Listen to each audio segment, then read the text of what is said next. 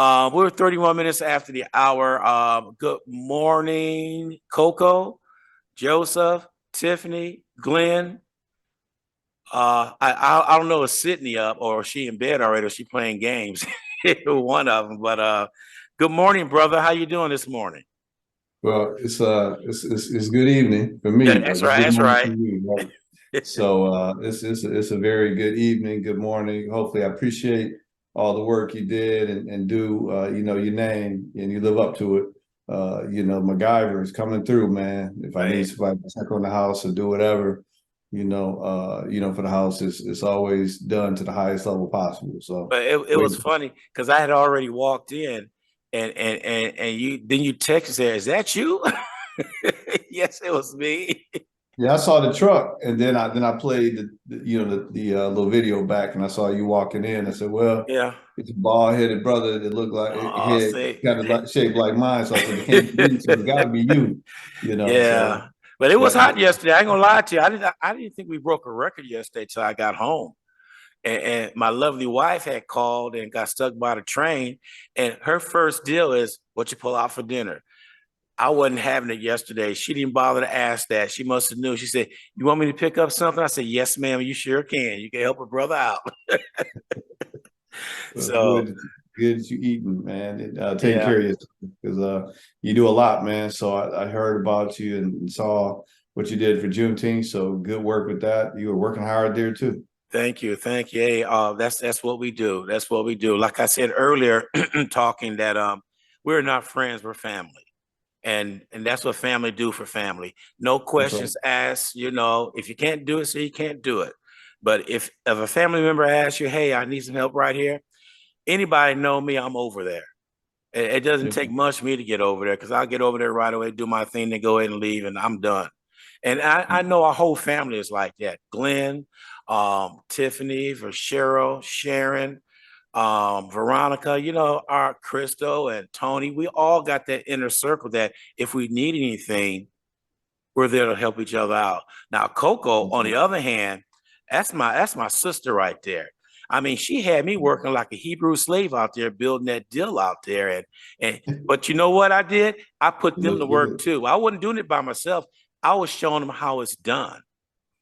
What they say in the Bible, you can teach a man to fish, so yeah. But anyway, you get off my soapbox.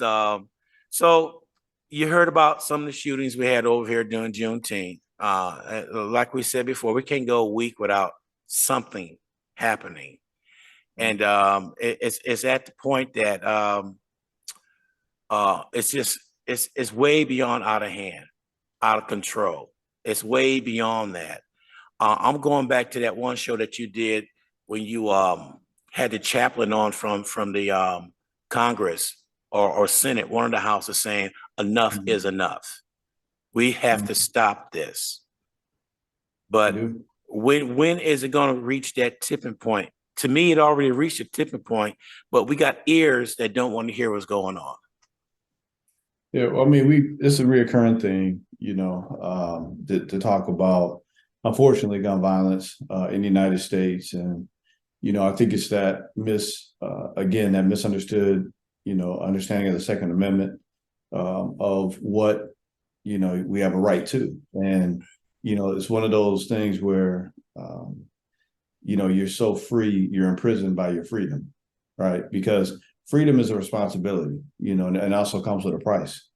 But the responsibility of freedom is that you have to be educated to what the consequences of your actions are. So, we have these weapons out here, and it's a saturation of those weapons in the American society.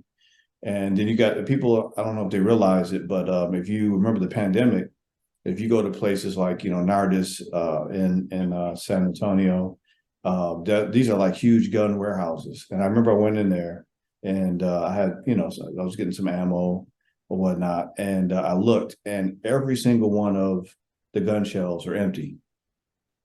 Every single one of them. But what I didn't see empty was the safes. So what does that tell you? There's a lot of guns possibly unsecured out there. A lot of people that really don't understand the responsibility that goes along with having a firearm, a semi-automatic firearm, and not even being trained on it. So, and then we have to, couple that with the mental health, issue and crisis that's going on in the country. So, I kind of put up some information and looking at, mental health, and one of the things that some of the stats that were out there, and just talking about, how invasive mental health issues are. And I'll probably see if I can pull up those statistics again. But, just understanding, like, what is mental health? What does it look like when you're healthy mentally? And, one of the things that we looked at back in 2020, in 2023, according to the World, I think it was the Mental Health Foundation, was what was the theme was anxiety. And anxiety actually is one of the things that, if it goes unchecked, will lead to a lot of mental illness. So to kind of give you a definition of anxiety, and this is a lengthy one, but I'm going to go through this for a second, because I think it kind of shows kind of how serious of an issue it is. So I can pull it up. Let me see. Anxiety is a multi-system.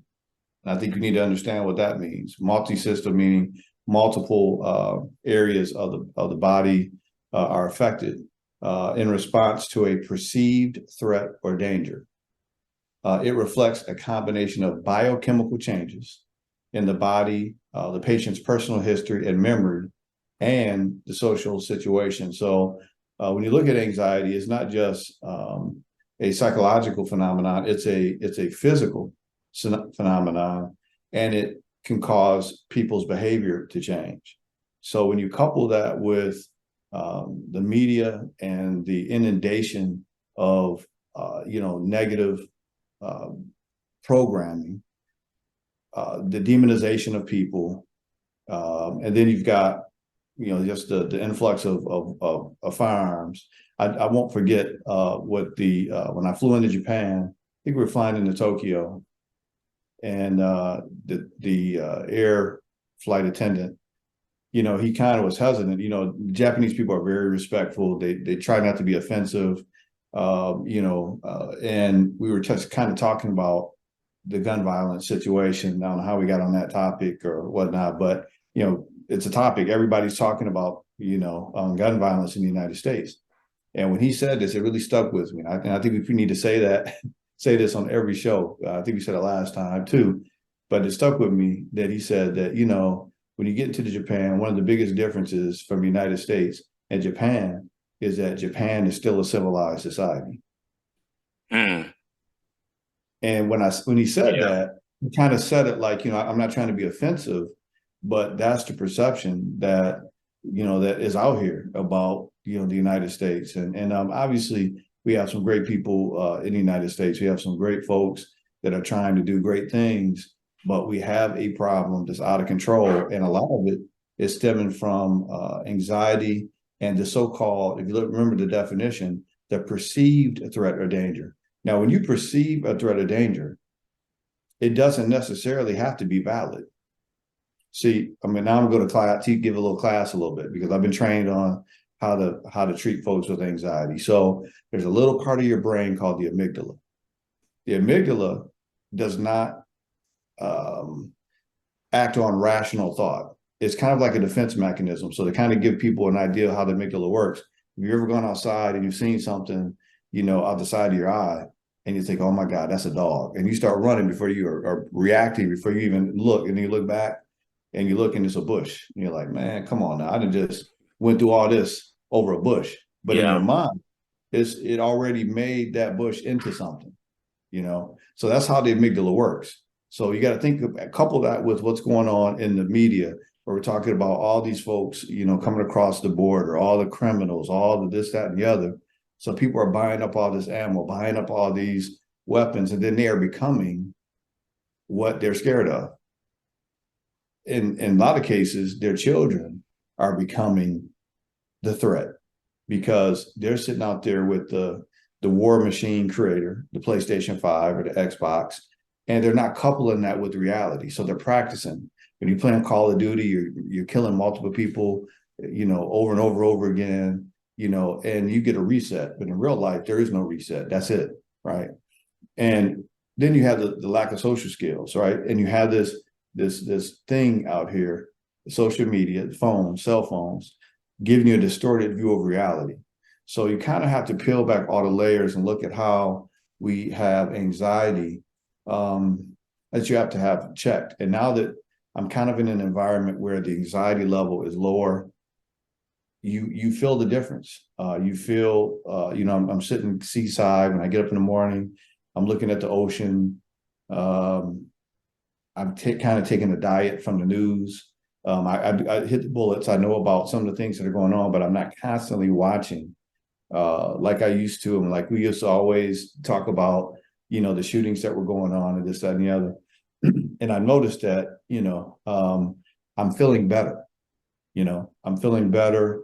I'm feeling, I don't know if it's the scenery. I don't know if it's the greenery. I don't know if it's the food, whatever. But I do believe it's the diet from watching over and over again the things that are going on. Now, I'm not saying, and I'm not condoning folks to be unaware and not be situationally aware, but we know there's a problem.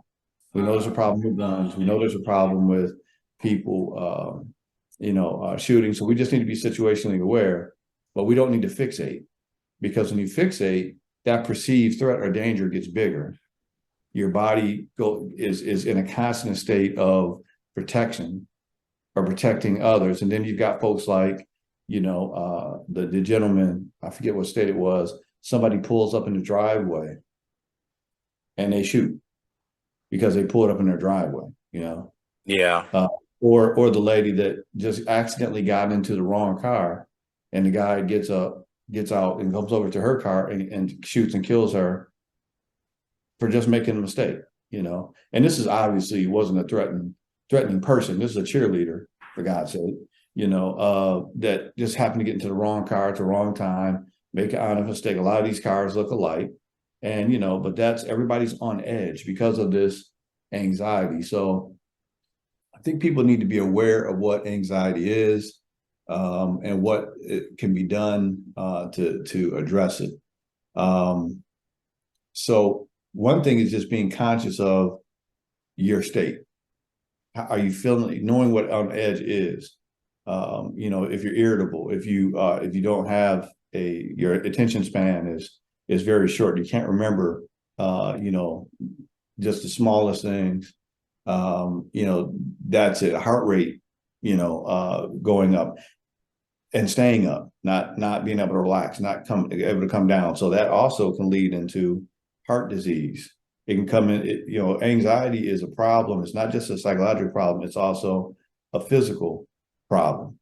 It can then affect your behavior. It can affect your relationships. It can affect your decisions, all of that. So just a couple of things to kind of improve your mental health in 2023. I want to give some people some tips. I mean, we don't a lot of times get the mental health part, and I want to focus on that a little bit, because I think for us, it's extremely important to not just be aware, but also know what to do to help with your mental health. So the first thing you can do is, take action to improve your self-esteem. Stop beating yourself up over the smallest things that, we're very hard on ourselves. We have a circle that we lift each other up.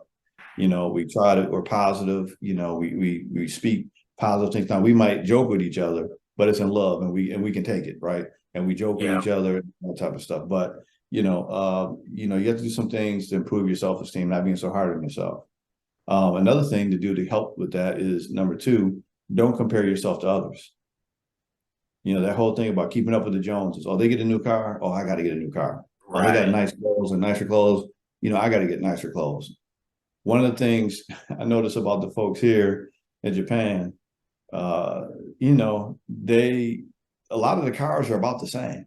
Now you might see, at least in the area in Okinawa I'm at, you see a few cars that are nicer, but a lot of times they're older. And actually, it doesn't make sense to drive a big car here because the roads are very small, right? So you've got more of a quality of life focus, not a quality of thing focus. And I always tell people this, and I talk to folks that, have this overemphasis on material items. I always say, I've been to a lot of funerals, but I've never seen a U-Haul behind a hearse. So you're not going to take it with you. Enjoy some things, but don't let that be the focus. Are you really wasting a lot of your life on things that really don't, make a difference? They're not going to remember necessarily the car you have, but they are going to remember the influence and the impact that you have on people's lives. And that's what you want to be remembered for, not the fact that you have a nice car that they just rolled off a nicer one, off the lot, and they're going to have a nicer one than that the next year. So, we get kind of lost on that wheel. That can affect our mental health. Live in the present moment. We're doing that every day. I know our family right now, we get up in the morning. I got on Sydney today, made her get off the electronics and made her just watch the sunset with me. Because think about it, how often, there's so many things we take for granted. My wife says all the time that, we need to, she makes my daughter, when she sees flowers or whatever, she makes my daughter go smell the flowers, right?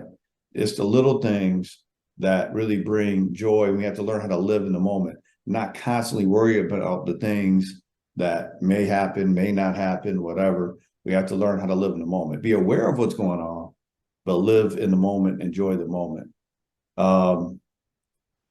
This is one that I'm trying to work on myself, and I encourage everybody to do.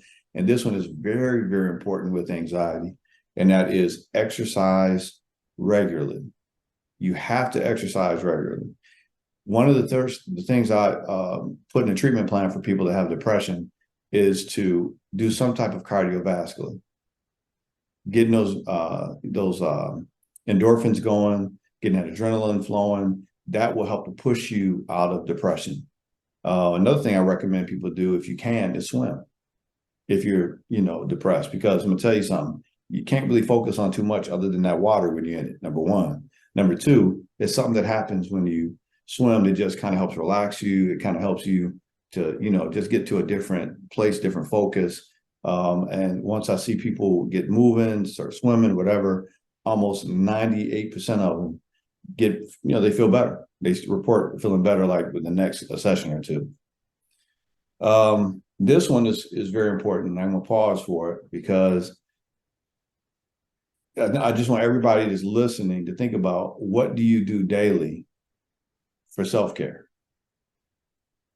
If you're working all day, coming home and working at night, and you're not taking at least, an hour or two out your day to just do something for you. I don't care what it is. And actually, it shouldn't, it doesn't have to be something electronic, just sitting there relaxing. And here's a little test. If you can't sit for about 5 minutes and not do something, that might be a problem. Not think about anything. Just try to sit and not do anything. Do some deep breathing. There's apps out here called Calm and all kind of stuff. You don't have to pay any money. There's relaxation apps on YouTube you can get. Take some time just for some self-care. And that also includes things like maybe going to get a massage. I know, there's a taboo for some folks, but really in reality, it's a myth because, I was in the Army and wearing the boots all day. My feet were killing me. My wife dragged me in one day to get a pedicure. And I was like, I ain't going unless you going, because I ain't gonna be sitting up there getting no pedicure and I'm gonna be the only man in there, right? Man, I got back to the shop, got back to the base, and every soldier in there was like, yeah, man, we've been getting pedicures for years. Things and the misconceptions of things we have about not taking care of ourselves, taking care of our health. And, which really for soldiers, for military personnel, if you're wearing boots all day, that's kind of a commonsensical thing to take care of your feet. And actually they tell you to take care of your feet. Mm-hmm. Drink water, change your socks. Well, it should be drink water, change your socks. In case you get a pedicure when your corns get bigger than your foot, you need to do something about that. You know what I'm saying? Yeah. Walking around looking like a dinosaur. You know, you need to get some help. Real talk. So, and that could, so self-care could look different for everybody, but do something to relax yourself and just, you know, and one thing you could do is cut the cell phone off. I love when I call people and it says phone silenced. I love that because what it's telling me is that this person understands the importance of taking some time to say, you know what, I'm unavailable right now. This is my time to focus on family, to focus on my health, to focus on my sleep, whatever. Don't be like me and leave the phone on all the time. And 4 o'clock in the morning, Ron, you know what you got? I just thought of something more. You calling me or whatever. I mean, yeah, I got to make my sleep up. You know, so after we get off of here, I got a couple more things to do. Then I'm going to bed, and I'm gonna make sure I get my sleep. You know, tonight, right? So you got Yeah. to take some time for self care, take care of yourself. The last thing I'm going to say, this is 6 point, is start a psychotherapeutic process. Start a psychotherapeutic process. So what does that mean? First of all, you got to be introspective, meaning you got to know what's going on with you. And then, you know, if there's some things that are stressors or what we call triggers, things that kind of, you know, set you off to being mad, depressed, upset, whatever, you got to do some things to kind of deprogram that. So that could be as simple as, you know, we all got folks that call you and you look at that phone and you go, man, I don't really know if I can feel like this today. You know what I'm saying? So your therapeutic process for those folks could be don't pick up the phone. Let it go to voicemail. And when you feel like you're able to take care of that or deal with that situation or the drama that they might be bringing to you know, then you can engage with that. So that could be a psychotherapeutic process.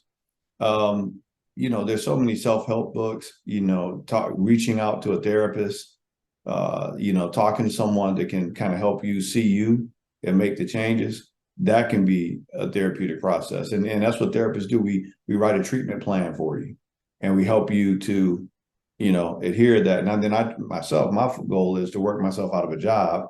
Once you've got the tools, show you how to use them, and then you can know when things are off base and then, you know, utilize your therapeutic process to get back on track. And then sometimes things happen and it gets a little harder. You need some different tools. And then that's when you come to, you know, you kind of revisit and we kind of adjust your plan so you can use those therapeutic tools. So just wanted to give some folks some ideas on how they can actually help with their therapeutic process. The only way I could do what I've been doing for 15 years if I didn't use some of these tools myself, and I know when I have to unplug. And I'll be honest with you, one of the reasons why I'm in Japan right now is because of the work that I was doing through COVID. My wife would tell you, I was working. She said she gave me a new name. She called me a Jamaican.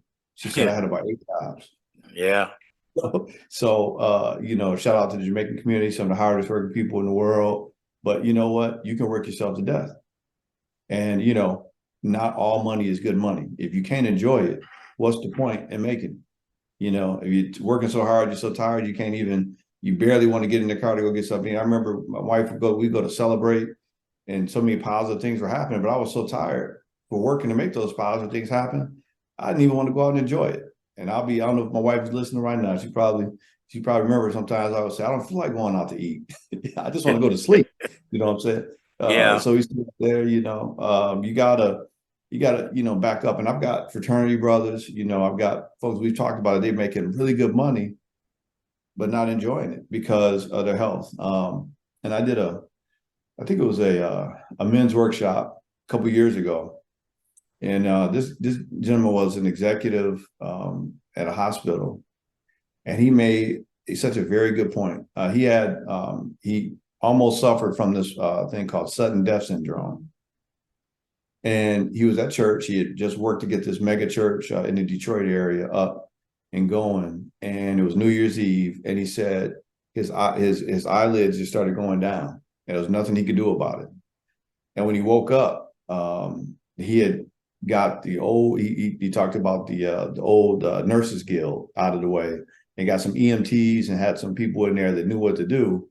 And he had just implemented that before the New Year's Eve party. And when they had the New Year's or watch party, whatever you call it, he woke up on the floor with them reviving him and getting him to the hospital. And when he got to the hospital, because I guess the syndrome, the sudden death syndrome that he had, he said, "Well, we have to understand as men and women. Now it's not just men, because men and women are going through this now. We work so hard to make money, and then we end up spending all that money on recapturing our health." And he said, that's the cycle. You get to a certain point where you've made this money, then you have to spend all the money you made getting your health back together. So we got to step off the hamster wheel and go, you know what? I'm going to enjoy some things right now, because Yeah. tomorrow isn't guaranteed, for one. We got some serious folks. Shout out and prayers to Jamie Foxx. I hope that he's recovering well. I hope and pray that he is. But guy on top of the world, one of my favorite entertainers. But I'm sure he would tell you, man, tomorrow is not guaranteed. It doesn't matter how much money you have. In fact, probably the more money you have, the more likely you're going to have issues, because you Yeah. have to grind, you have to focus, you have to do all those things. And working out sometimes goes to the wayside. Taking care of yourself sometimes goes to the wayside. So take care of yourself. Take time for self-care. Self-care is also working out and exercise. Well, So I'm glad you said that. I got Vicky from San Antonio listening to you. She just asked this question, um, working out and all that stuff. What can we do for our mind? What exercise can we do for our mind? I thought that was a good question, because we got to do something like, I know that older people play crossword puzzles and all that stuff to keep their mhm, mind sharp. And mhm, I basically do the same thing. My wife, I was doing, I'm playing a game, I'm doing something. She looked at it, what good is that? I said, it's keep my mind sharp. Because mhm. at the end of the day of me being on radio all day, the last thing I want to go home to is being on the radio. So I close my office door and I go sit in the living room with my wife and watch TV, or I'm playing some of my game, or I'm just sitting there, or Yep. I go out and sit on my patio out there. Just something to just get away from everything. So I think you just answered the question right there. Getting away from everything. Okay. Um, Cutting the phones off, cutting the TV off, and just being still. Just sitting out in the backyard, listening to birds chirp. Or right now, when I open up this window and I can hear the ocean, you know, I'm not going to open up the window right now because there's no screen on those windows. I don't know what they don't like screens in Japan. And if something fly in this window, this is going to be a short interview because I'm getting out of here. But the fact of the matter is, the way you take care of your mind is to simplify your life a little bit. There's this place called the Fetzer Institute. And the Fetzer Institute, what they do is they basically have you go out and live in like these hermitages or whatever, and there's no technology. You're probably right next door to the Amish, and you just really slow your life down.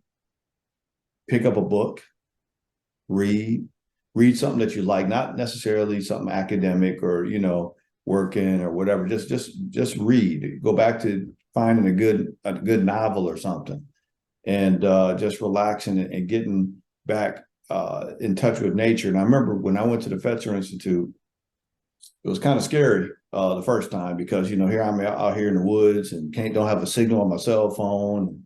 I'm thinking of Jason, Freddy Krueger, and then in the movies, what happened to the black guy? We the first ones that something crazy happened to. So all these things. But then once I finally relaxed and opened up the windows, got the breeze in there, and it's something just kind of snapped where you just kind of relax and you get this peacefulness and this stillness.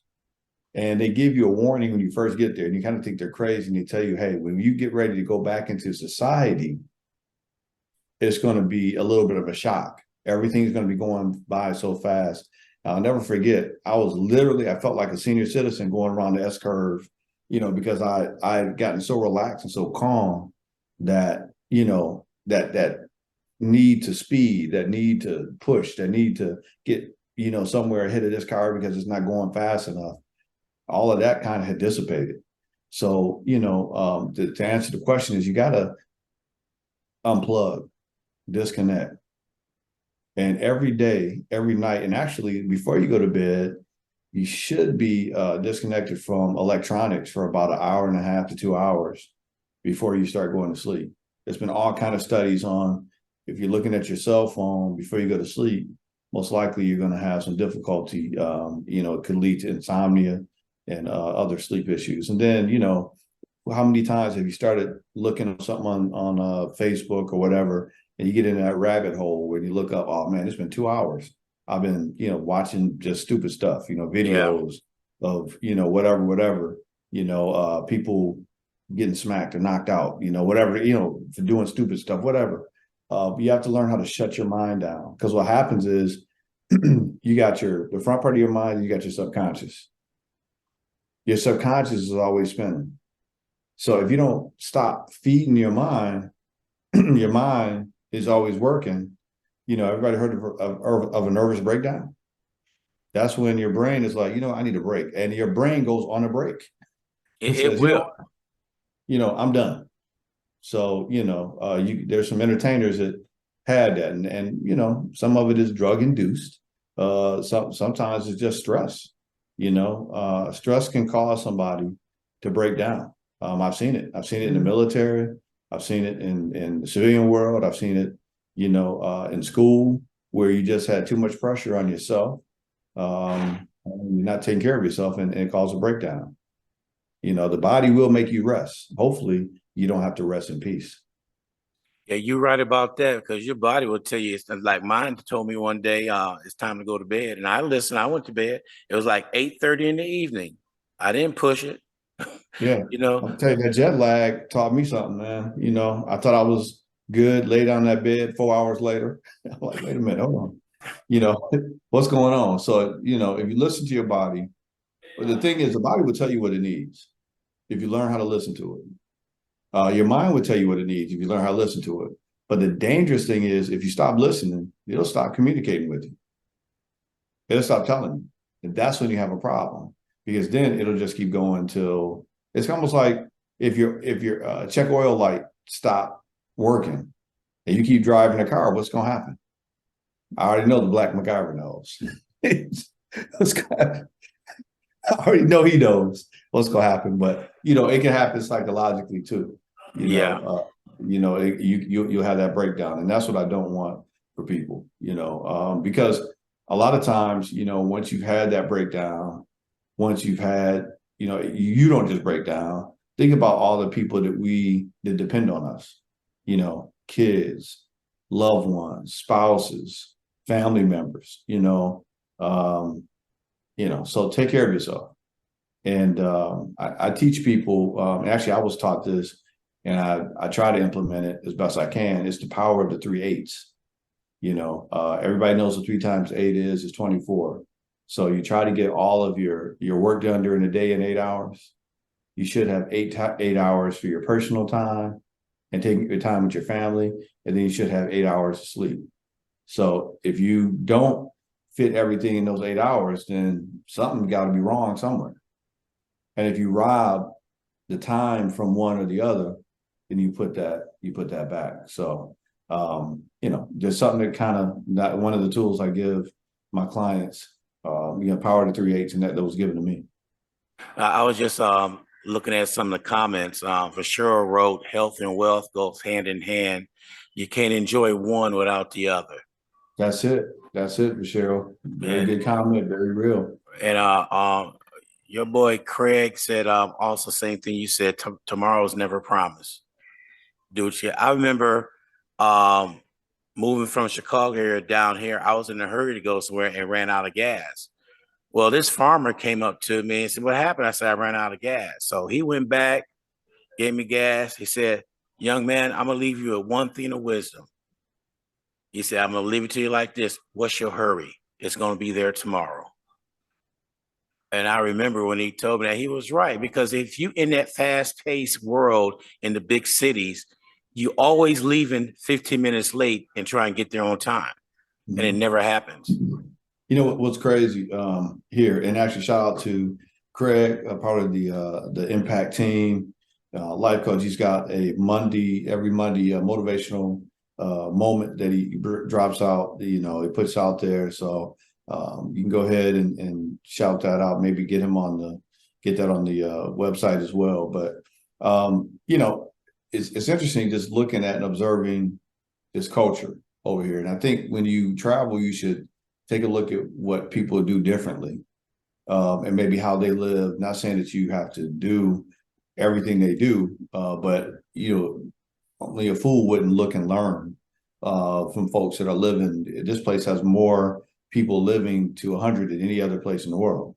So what do they do? Well, part of the answer to the other question is that they stay active, they walk, they also don't embrace the idea of having to get more for no reason, right? There are people that there's a family that's a 19th generation onsen operator, meaning that there's been 19 generations. If that's, I can't even imagine that they've just been happy creating a space for peace, for people to come and restore themselves. And I'm sure, probably royalty or kings or whatever they had here that could afford that would go, but now other folks can come and benefit from that. But it's just a culture of focusing on what's most important in life, which is your quality of life, not necessarily things. And if you're in a rat race, they look at you like you're crazy. Like what's the point? So it might be something to that. I don't know if you listened to the show on Monday. We had Martha Rice on Monday, and it sounded like you listened to the show because some of the stuff that you're saying is intertwining what she was saying. I think she broke things down saying, why are we not seeking help for mental health? And I broke it down this way. Let's ask why Blacks not doing that. Because we're too busy self-diagnosing ourselves, saying we don't need no help.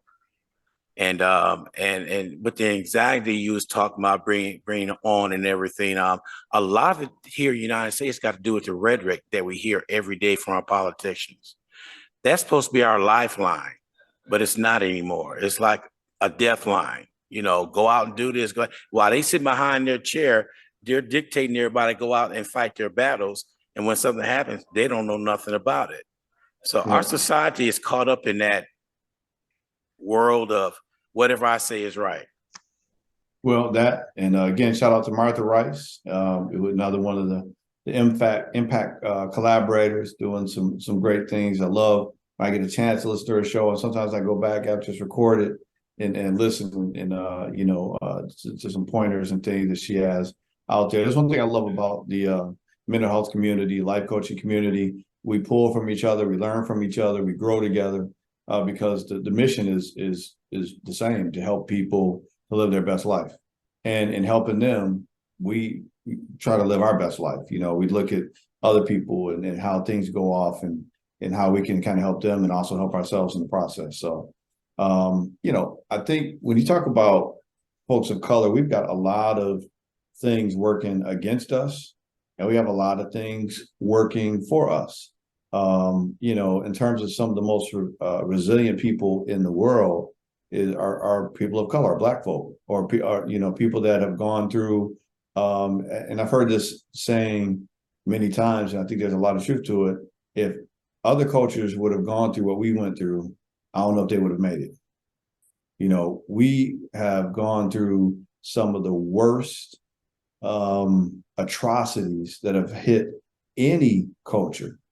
And we still, I think, do pretty doggone well, all things considered, as folks of color. So let's establish that first and foremost, from what we've gone through and what was stripped from us to what we are building and trying to build and have built. But I do think there's some things that we get locked into as people of color.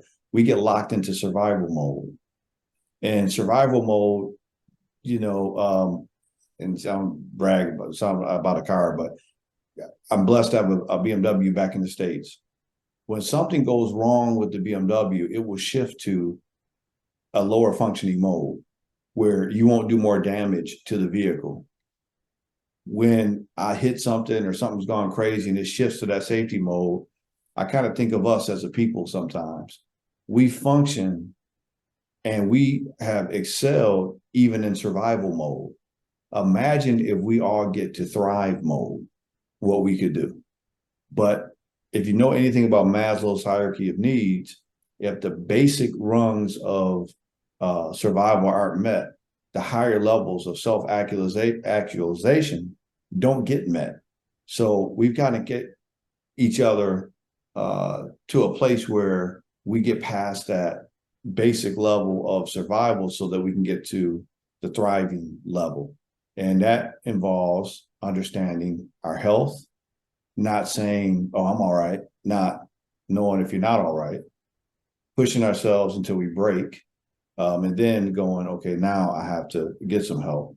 And, you know, we've got a lot of things that are handed down to us that that we adopt as it's right. And it's really, really wrong. I'm gonna give you one. Everybody heard that saying, what happens in this house stays in this house, Yes. right? Everybody heard that, right? One of the biggest misconceptions in our community. What happens in the house very seldom stays in the house and most likely spills out into the street and also generationally spills into other families, right? So what happens in this house needs to be dealt with in the house by possibly somebody outside of the house that knows how to do it correctly, a therapist or whatever. We have put a lot on the churches in the past. Just go talk to the pastor, give it to Jesus. Well, guess what? There's nothing wrong with giving a lot of things to Jesus, but Jesus also gave us common sense and also gave us wisdom. And some things the pastor just is not equipped to deal with. Let's just be real.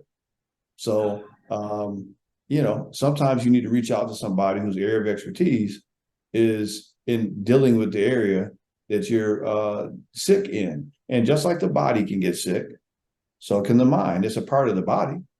In fact, it's a key part of the body. One of my first offices, I think my first office, if I'm correct, was in a pain clinic. Dr. Wilmarth in Grand Rapids, Michigan, pain consultants. I was able to start my practice in that same office. So you got to think about that. Mental health, pain treatment in the same office, billing the same insurance.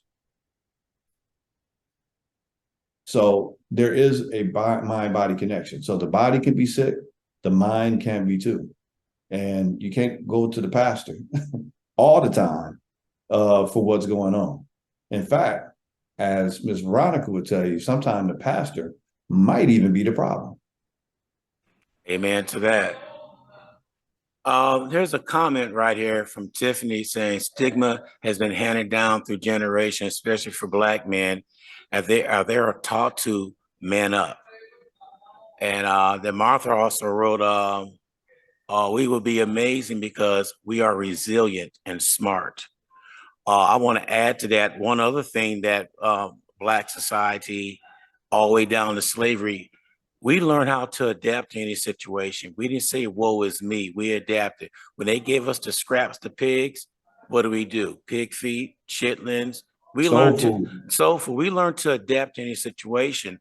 Like when the crisis came down economically, we had white people committing suicide because they wasn't making that money anymore.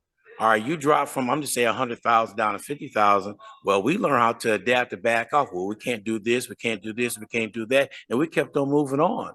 So we are very adaptable to almost anything that's going on because I think it's in our DNA that we will adapt to any situation that happens.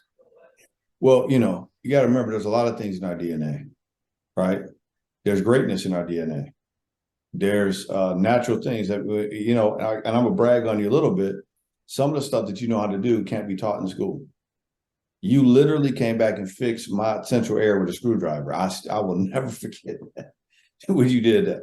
I don't know. And the people and remember, the experts that came out to so-called fix it, they broke it. Right? So, Yeah. We have learned how to survive, we learn how to thrive, but there's a lot of things we know how to do naturally because we are innovators, we're creators. We, have helped to define civilization. That's why the pyramids were there, and that's why they tore the noses off of the Sphinx, because they didn't want the Afrocentric features to be shown and let them know that we were civilized thousands of years before they were. The folks from the Caucasus Mountains, Caucasians, right? So, if you don't do history, if you know what's going on, there's a lot of things in our DNA. But also, you got to understand something. We're finding out that trauma is also in our DNA. There's a lot of studies that showing that comes through as well. So we've got to get healthy, not just for us, but for the generations that come after us, so that we can come out of survival mode, which we are doing phenomenal. If they're still being somewhat in survival mode, to thriving mode. That's one of the reasons why, I want my daughter to see a society that's never been exposed to chattel slavery, because there's a mindset. There's a mindset. I was in a school one time, actually twice. This has happened twice. I can't say the name of the school, but I lost my mind when I heard about a child saying to another child, "Oh, I can hit you because that happened to your ancestors, so you should be fine with that." I lost my mind. I almost lost my job, because I kind of demanded the child be suspended. You know what I'm saying? That was not my role. I'm not an administrator, but I understood the psychological harm that could come from that, right? And I didn't let up. We kind of got into it, like, this is do we really want this to get out? You know what I'm saying? That you're letting Becky go back to class after she said something like that? Because what message does that send to Becky and to, and her name wasn't Becky, just to let you know. But you understand my point? Yeah. There's a societal script that's given in a society that hasn't quite come to grips with what happened in chattel slavery and afterwards. And I know people don't want to, especially in a society where, in a time where we have, what's it called? Critical race theory. Well, the reason you got to know about the past is because we haven't completely healed from it. Yes, scars can last for hundreds of years, and financial deficits can last for hundreds of years. So that's why there's some great work in reparations that are going on. Shout out to Grand Rapids, Michigan, the historical association for Auburn Hills, and my grandparents and others. The triplets, the Adams, that started that neighborhood. It's important to understand where we came from and give homage and also teach the story so we don't go back there again. That's the bottom line. Because when you start destroying history, trying to keep people from knowing their history, that's when you're trying to repeat history. That's exactly what's going on. It's not that we're trying to hate. I mean, people of color have fought in pretty much every war that sacrifice our lives, our opportunities for this country. And then you have the audacity to say, we can't teach about our story.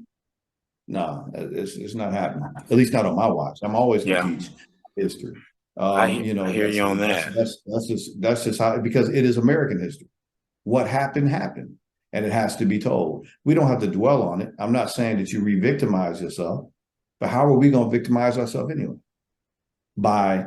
We didn't enslave ourselves in the first place.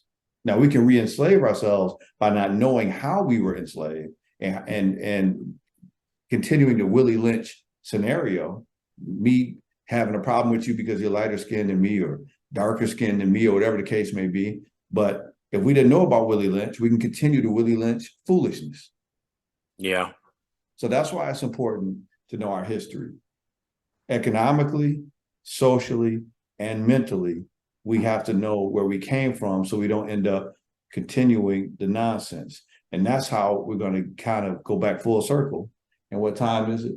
Oh man, we didn't went over a little bit. What I think. No, we're good. All We're right. good. So watch how I loop this in. We get we have to address all those things so that we can start focusing on our mental health. Right. Right. You know, it's a full experience we have to deal with economically, mentally, spiritually, all of that. We have to understand it. You know, we have to understand what we've gone through and understand what we need to be trying to reach to, and that we don't have to be locked into just one particular mindset from one particular culture or country. We're a global people. People of color are the majority of this world. I just found out that to be a samurai, you have to have African or African blood in you. You have to have at least 5% to be a full samurai. Wow. Didn't know that. And I'm gonna tell you something. The energy and the modulation I get from the culture over here is nothing but positive. Nothing positive. And I'm talking about from every economic level. You get nothing but positive responses. Now, some people may, if they do have a negative response, I can't sense it. I can, and I've looked. In the States, I sense it. Yeah. I can see it. I can see. Look at who is that? Look at what he's driving. Look at where he's living. I bet affirmative action has something to do with it or whatever. Well, if it did, it did. It didn't in my case, but if it did, it did. Affirmative action probably had something to do with their case. Right? Meaning that their father probably benefited from their father's exploitation of some other folks, and that's how they're in their situation. But we don't talk about that, right? We just talk about brown and black folk getting an advantage. Listen, until we all get on the same playing field, we won't ever be the United States of America. It's united when we all have the same playing field and opportunities for it. Now, of course, there's always going to be folks that fall short. Right. Nobody said that everybody's good, because some people just have less ambition than others, period. Got it. But the playing field has to be equal, at least in 3 areas: education, healthcare, and that includes mental health care. And the last area is just, I'll have to say it, the judicial system. It's a mockery to me. And we got to point it out that Trump is still walking around while he's indicted over 70 times. Who else gets to do that? Let me or you get indicted. And are we just going to be able to live in Mar-a-Lago until they decide to convict? Is that how that works? There's a whole lot of people probably in prison right now going, what in the world is going on? You got that right. So, I guess the Asian attendant that, made the comment that, Japan is still a civilized society. Hey, we keep making that a little more valid every day that the orange-haired wonder is still walking around. I was talking to somebody the other day, and I think they got mad at me for what I said, and I really don't care. It was this white man talking to me, say all the immigrants need to go back to their countries and all that stuff. I looked at him. You mean to be the first one on the ship, right? Exactly what I said. I said, you're an immigrant. No, I'm not. I was born here. I said, what about your ancestors? They were immigrants. And you talking about you want to send the immigrants back home? I said, you could be on the first boat going back to Europe.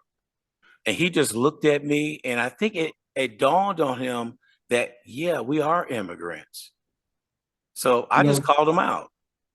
well, it's a lot of things that people convince themselves of when they don't want to hear the truth. Yeah. And any lie would do when you don't want to hear the truth. But you know what? The truth is right in front of you. Look at where we came from.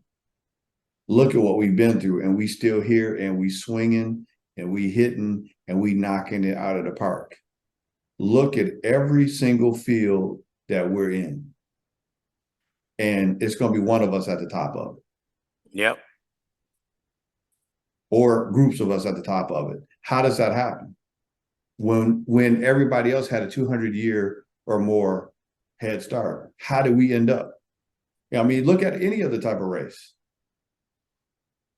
You end up right there.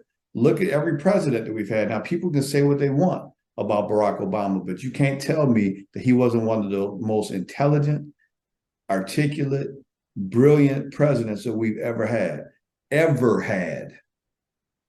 period. And he happened to be African American, Black, whatever you want to, however you want to look at it. But that still resonates with a lot of people. They can't stand them. They can't stand them because they were conditioned to think that we were less than. And when less than ends up being better than, it's hard to deal with.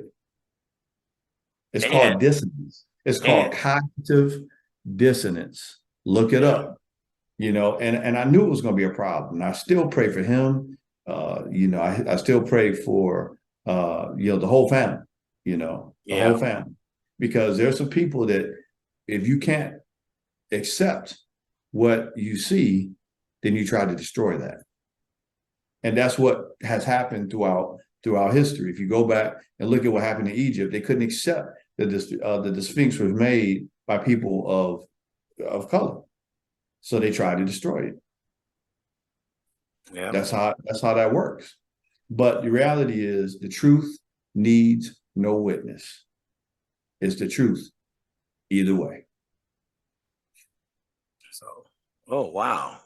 We did good today, Joseph. Think so. We Got did 18 real minutes good. left. We did real good. So all I can say is y'all take care out there. And me and Joseph talked off here yesterday, like we normally do it. He said the GPS out there didn't steer me in the right direction. Man, boy, So I'm telling you. Fortunately, I'm on an island, and eventually I got to end up in the right place. yeah. Uh, but let me tell you something, T-Mobile, boy, if you had a beat machine, boy, T-Mobile, let me tell you something. You come to Japan, you better have something other than T-Mobile. Don't cut off my phone right now, but you better have something other than T-Mobile if you're trying to get around, because T-Mobile will have you driving around in a circle, saying you're in a different spot. Yeah.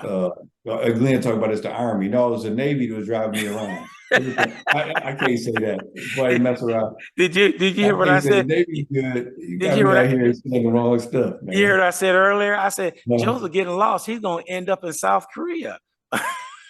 messing around with these doggone GPSs that ain't working right.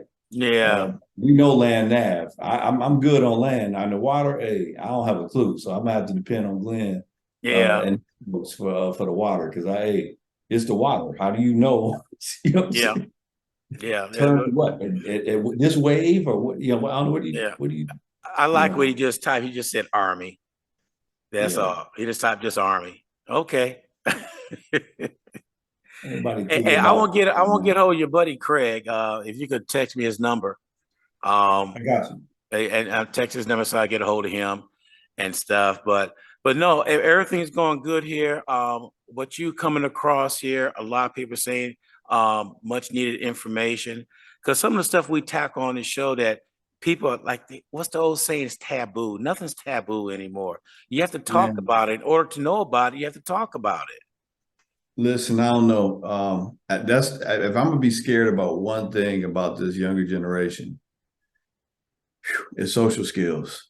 Um, you know, not being able to talk, communicate, eye contact. I'm a little bit concerned about that. So every opportunity I get, I like to have forums. I like to hear what they're thinking about, what they like, and then kind of get that discourse to happen. Because one thing I do know, if you don't talk, we won't know what's going on with you. Right. Yeah. And I don't want to find out the hard way what was really going through your mind, when we don't have any more time. You know what I'm saying? Like we don't have any time right now. Yeah. But so with that being said, your actions speak so loudly. I can't hear a word you're saying. And I got to get ready to get my 8 hours on to get my sleep. So All with right, that being brother. said, man, it was always a pleasure. And the Impact YouTube channel is up. My wife started getting it hooked up. I haven't even put the content in there yet. What we're going to start doing is we're going to have an Impact Hour recap. So we're going to go back to the beginning of all the shows, and we're going to drop 2 episodes, and we're going to bring some new information, kind of recap it. When we started, we only had like less than 1,000 people listening. Now we're up to 12,000. So we can see that evolution. And we're going to be dropping mindful moments. You'll be seeing some live because right now it's nighttime. So I'll be bringing some things during the daytime so you can kind of see the beautiful Japanese environment and culture, and seeing how we're taking care of ourselves as well. So you got my wife's channel that's launching too. Is I_Tiff, put that thing on the comment. It's I_am Tiff _ something _ I am Tiffany Lee _ I don't know. It's I am Tiff. What is this thing? But it's I_am _ Tiffany Lee _ I believe. All right. But hey, take a look on on the Tiff can put it in the chat, so it'll be on here. And then we also have the Lee's Overseas channel that we'll be putting together. So it's some beautiful stuff over here. You'll get to see how we're taking care of ourselves. My wife has a phenomenal testimony, being a 2-time cancer survivor, and just thriving and having a ball over here and just enjoying life. And that's what it's about. So that's what we're doing. Yeah, I want to share with you something. I dug around and I found the very first episode, and I already tagged it episode 1. So I know what I could do with everything else with it. And the first episode was, if I'm right, June 29th of 2022, almost a year ago. Wow. Man, So I did find that one. I mean, Joseph, you had me going crazy. I said, let me go find this because I'm curious myself too.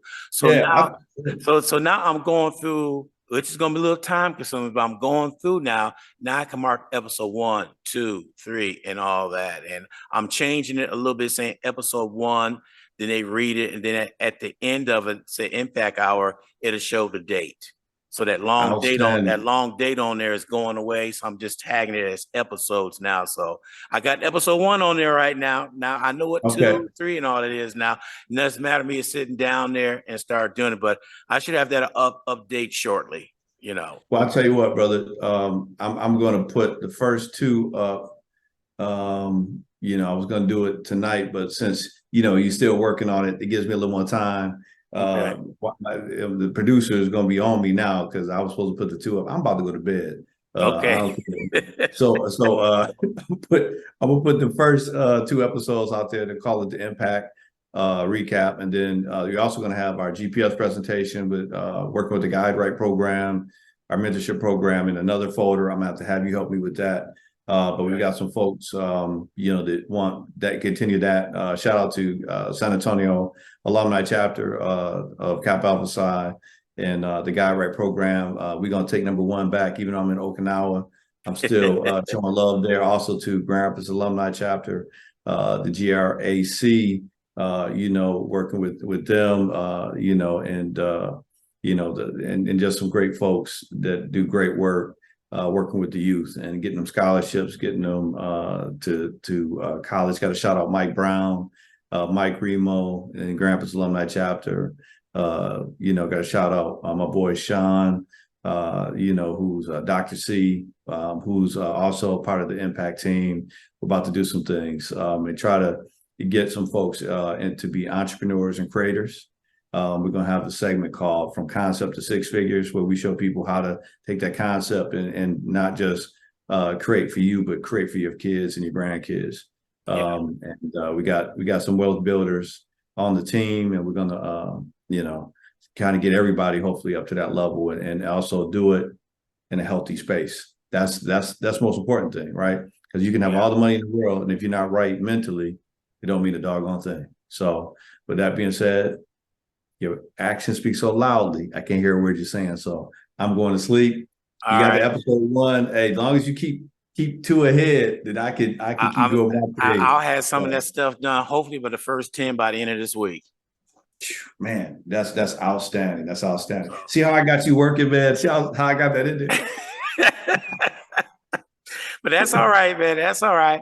And I'll be sending you some stuff today that you asked me to send you. I'll get that mailed out today and everything. But Tiffany did come back, say I_am_Tiffany_Lee. That's it.